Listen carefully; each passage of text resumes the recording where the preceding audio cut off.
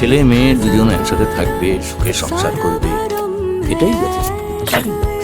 কিন্তু তাই বলে এভাবে চুপি চুপি কাউকে না ডেকে? না না, চুপি চুপি করতে যাবেন কেন?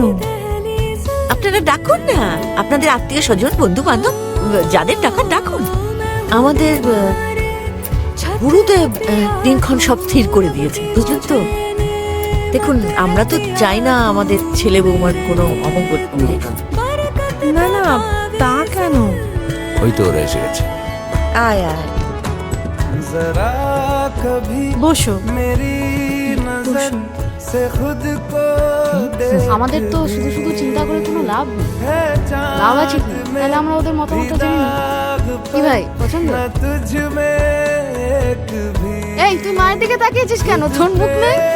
বল বল, পছন্দ? মা,